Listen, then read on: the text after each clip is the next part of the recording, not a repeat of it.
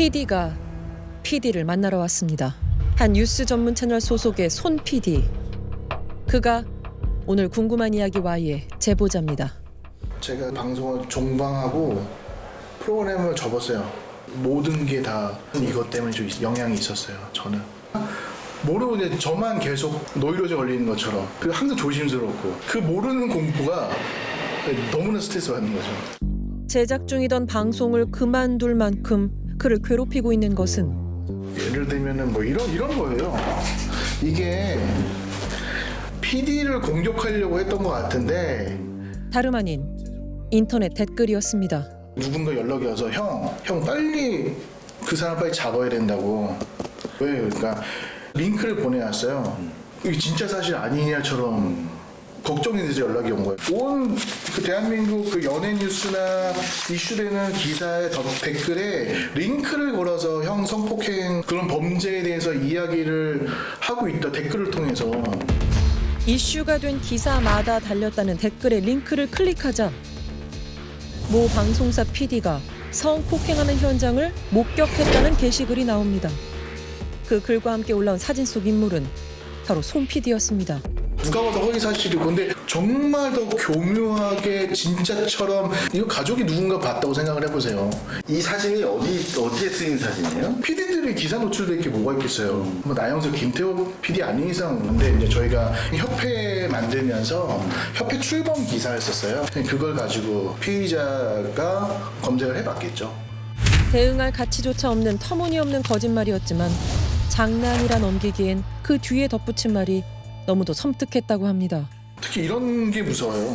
제가 제보에도 덮일 것 같은데 경찰에 신고해도 되나? 이건 뭐냐면 언론사가 이거를 사실이지만 덮을 수도 있어요. 진짜 이런 사실이 있는데 기사가 안 나는 건 언론사가 거대 언론사가 덮는 거야.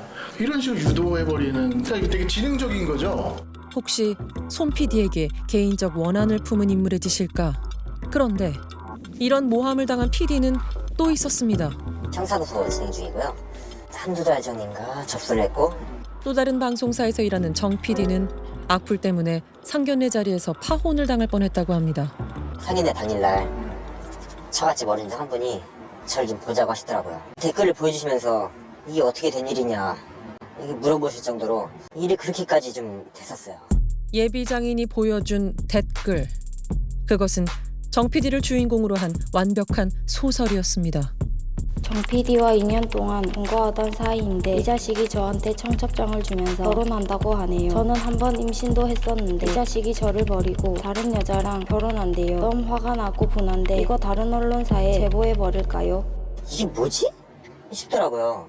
왜냐면 개인적인 사생활 내용인데 그거를 절대 다른 사람이 알 수 없는데도 불구하고 이렇게 마치 사실인 것처럼 써놓으니까 더 기막힌 건 그의 동료들도 비슷한 피해를 입었다는 사실입니다. 저희 부서에 PD들이 좀 많은데 피해를 워낙 많이 당했어요. 자기 가족을 강간했다는 댓글까지 제가 봤거든요. 문제의 댓글들을 분석해봤습니다. 작성자는 모두 알파벳 P로 시작하는 아이디. 이를 검색하자 여러 인터넷 뉴스에 달린 댓글들이 나옵니다. A방송 라디오 유모 PD의 파렴치한 범죄 행각을 고발합니다. 1박 2일 포함 언론 종사자들의 만행을 고발합니다. 각기 다른 내용, 다른 PD의 실명이 언급된 댓글은 우리가 확인한 것만 10가지. 저격 대상이 방송국 PD라는 사실만 제외하면 성별도, 나이대도, 맛보이는 프로그램의 종류나 성격도 다 다릅니다. 혹시 이들이 제작한 방송에 불만을 품은 시청자가 한 일일까? 프로그램 하다 보면 비판성 댓글이라든가 항의글 같은 것도 많이 받기 때문에 그런 거 일환인가 싶었거든요. 제가 했던 방송과 관련 있는 분인가? 방송 생활을 좀 했던 사람인 것 같다. 뭔가 막 꿈을 안고 이 방송판에 왔는데 좌절이 오고 거기에 대한 원망이 이런 방송사들을 대상으로 분풀이 하지 않았을까 생각이 들고. 언니가 가수 정수라 씨입니다. 저도 얼굴이 너무 큰 게 고민이에요. 제가 한경민이라 하기에 몇 프로 정도 부족하나요? 때론 PD들의 실제 사진을 올리고 당사자인 척 교묘하게 외모를 비하하는 내용을 적거나 신랑이 저랑 자는 걸 거부합니다. 제가 쫓아다니다 겨우 사고 쳐서 결혼했는데 제가 뚱뚱해서 싫다고 하네요. PD들의 이름으로 수위 높은 내용의 가짜 고민글을 올리기도 합니다. 고유정 언니인데 영등포 K방송국이라는 국영기업에 다닌대요. 최 PD가 김 아나운서랑 밤에 자주 우리 가게에 와서 데이트를 하는데 불륜 커플인가요?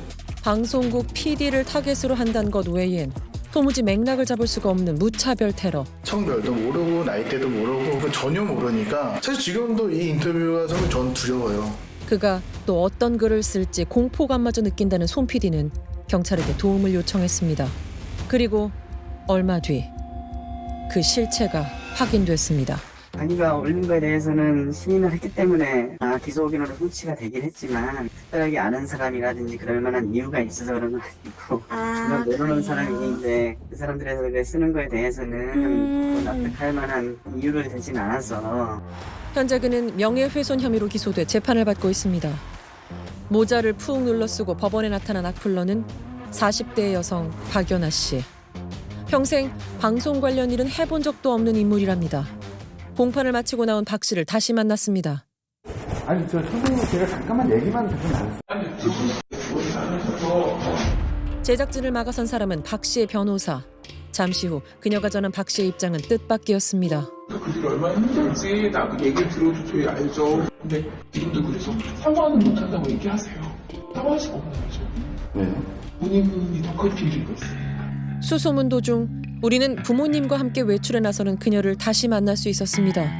이번에도 역시 모자로 얼굴을 가린 박 씨. 선생님 안녕하세요. 선생님. 이거 하면 안 돼요. 우리와는 단 한마디도 섞지 않은 채 피하기만 합니다.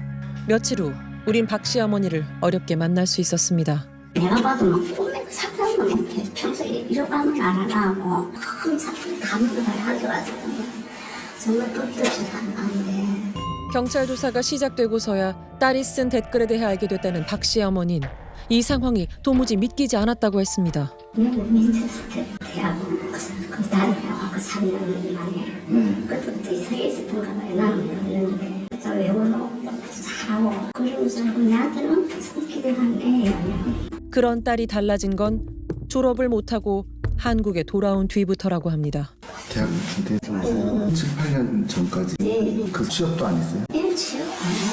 근데 취업은 컴퓨터를 배웠어요. 나라에서 공짜로 배워주는 거. 근데 그걸 배우고 이제 조금 하는 게 아니까 제가 도청하는 느낌을 받는가 봐요. 그제부터 그렇더라고요. 컴퓨터 배우고부터 제가 이상해졌다고. 대학을 졸업하지 못한 채 돌아온 뒤론 줄곧 집안에서만 생활해왔다는 딸이 언제부턴가 자신이 도청을 당하고 있다는 주장을 했단 겁니다.